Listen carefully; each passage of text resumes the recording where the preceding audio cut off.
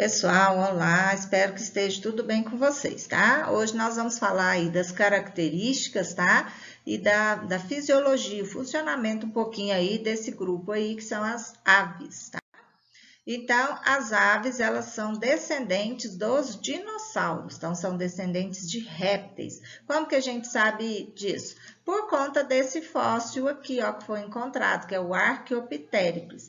Esse fóssil, ele mostra um animal com características tipicamente reptilianas, de um dinossauro, de um réptil, mas ficou aqui impregnado na rocha as penas. E as penas são exclusividade das aves. Então, esse Archaeopteryx, esse fóssil, ele é um elo de ligação. Ele mostra que as aves são descendentes diretos dos dinossauros, dos répteis, tá? Esse Archaeopteryx aqui, esse fóssil, ele apresenta penas, que é característica das aves, ele tem dentes e tem um esqueleto pesado, que são características tipicamente reptilianas, tá? Quais são, então, as características gerais das aves? São animais que apresentam bico. E o bico vai ter forma variada de acordo com a função dele, tá? Qual é a função desse bico? Defesa, alimentação ou atração sexual. Esses bicos são duros e resistentes e as aves não apresentam dentes, tá? Então, a característica exclusiva, né, das aves é a presença das penas. As penas também vão ter várias finalidades: defesa, atração sexual e manutenção da temperatura corporal. Uma característica muito importante que a gente vai ver pela primeira vez aqui no grupo das aves. Todos os outros animais anteriores que nós vimos, a temperatura do corpo não era constante, a temperatura variava de acordo com a temperatura ambiental. Agora, aves e mamíferos são animais homeotérmicos, que mantêm a temperatura corporal constante, tá? Então, eles são animais homeotérmicos, tá? Que tem, então, a temperatura corporal constante, ela não vai variar de acordo com a temperatura ambiental, tá? Essas penas, elas são formadas por queratina, que é uma proteína impermeabilizante. Essas penas são trocadas, elas sofrem mudas, então, de tempo em tempo. As aves aquáticas, elas apresentam a glândula uropigiana, essa aqui que está mostrando aqui, ó, nessa imagem. Para quê? Essa glândula uropigiana, ela fica aqui, ó, no final aqui da cauda, tá? A ave passa o bico nessa glândula, retira o óleo que é produzido nela e passa nas penas. Para o quê? Para impermeabilizar, já que são aves que estão na água. Se essas penas encharcarem, essa ave não consegue se locomover, ela fica muito pesada, ela não consegue nadar com agilidade, não consegue sair ali da água. Tá? Então, a função dessa glândula uropigiana é produzir lipídios, gorduras, com a função de impermeabilizar a pena das aves aquáticas. As penas auxiliam no voo, elas vão dar uma forma aerodinâmica para as aves, para que elas possam, então, voar.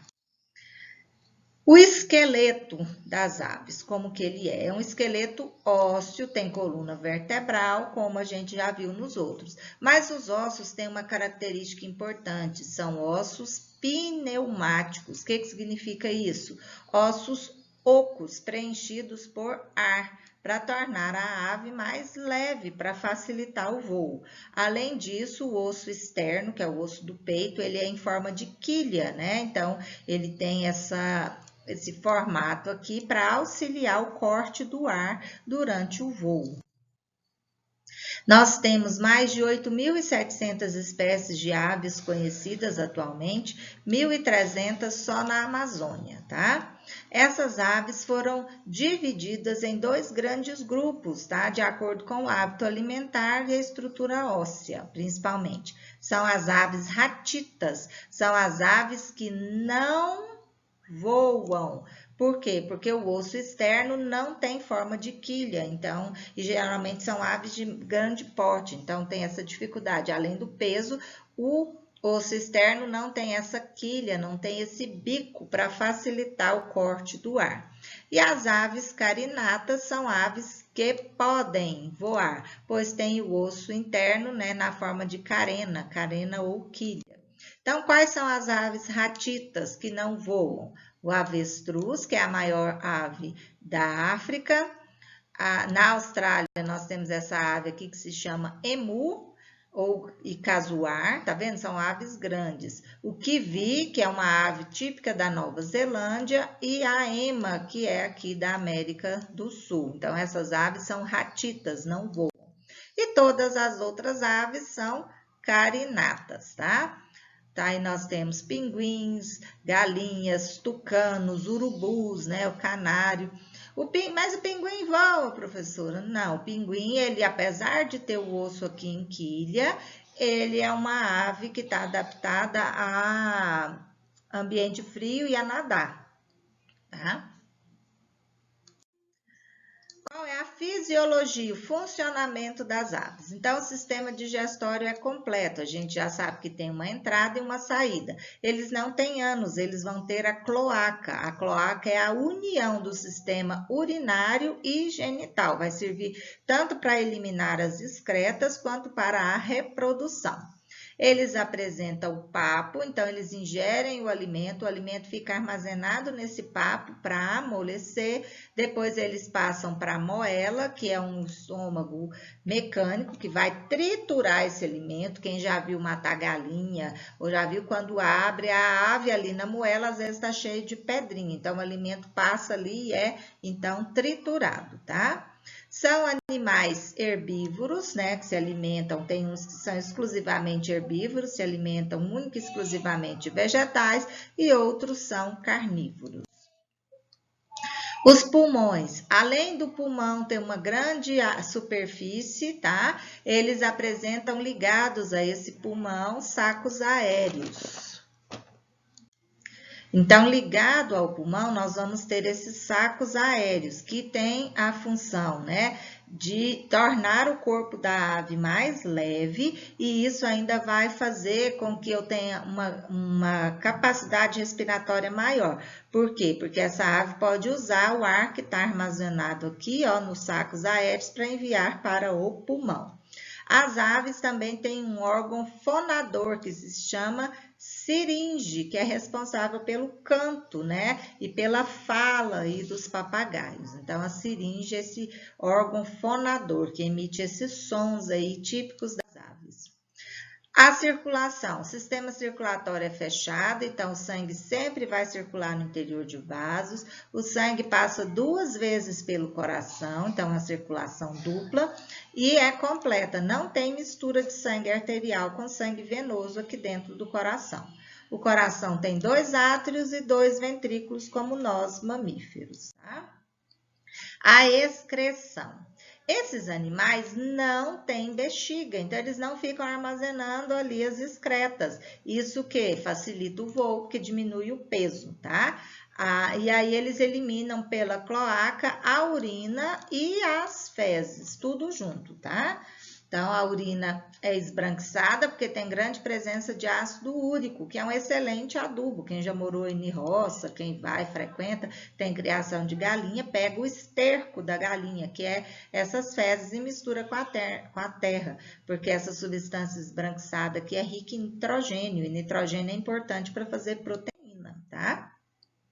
Muitos pássaros favorecem a dispersão de muitas espécies de plantas ao alimentar-se da polpa que fica ao redor das sementes. A polpa é digerida, porém nem todas as sementes são danificadas durante sua passagem pelo intestino do animal. Ao defecar, essas aves espalham as sementes pela região. Em alguns casos, o fato de a semente passar pelo sistema digestório da ave é uma condição que facilita a germinação da semente, já que o suco digestivo atua sobre a casca, abrindo essa casca, tá? Então, as aves são grandes aliadas aí dos vegetais na dispersão das sementes. Órgãos sensoriais. As aves apresentam, então, a membrana nictitante. É essa membrana aqui, ó, que está mostrando aqui na foto, tá? essa membrana, ela protege os olhos da ave durante o ressecamento. Então, para a ave não ter que fechar o olho, porque o ar está batendo, então essa membrana recobre a vista sem que tampe a visão. Tá? Então, é uma adaptação muito importante ao voo. As aves também apresentam glândulas lacrimais e enxergam em cores, tá? Então, tá mostrando aqui uma coruja, né, que é uma ave de hábitos noturnos, então ela tem uma excelente visão para a noite. Reprodução. As aves apresentam dimorfismo sexual. O que é isso? Diferenças entre machos e fêmeas. Em algumas espécies, principalmente de pássaros que vivem mais em região de mata, a gente não sabe, a gente que é leigo não sabe. Mas os especialistas, pelo tipo da coloração da pena, disposição ali, sabe que aquele é o macho ou aquela é a fêmea. As aves mais comuns a gente conhece, né? Galinha e galo, é fácil diferenciar. O pavão e a pavoa. O pavão é o que tem o rabo, né? Com aquelas penas maravilhosas. O macho, a pavoa já não tem. Geralmente os machos são mais vistosos porque eles utilizam essas colorações da pena para atração sexual. A fecundação é interna e são espécies ovíparas que botam ovos. E é a primeira vez que a gente vai ouvir falar nisso daqui, ó, cuidado parental. A fêmea cuida dos filhotes, protege, nutre esses filhotes até que eles tenham condições de sobreviver sozinho. Então, o número de ovos que vão ser postos é menor, tá bom? Então, o cuidado parental mostrando aqui, né? Exemplo de cuidado parental, as cegonhas, elas ficam ali, né? Protegendo os ovos e depois que o filhote nasce, eles levam alimento ali, protegem até que esse filhote tenha, então, condições de sobreviver sozinho, tá bom? Pessoal, essas aí são as principais características das aves, tá bom? Um abração para vocês, fiquem com Deus e até a próxima.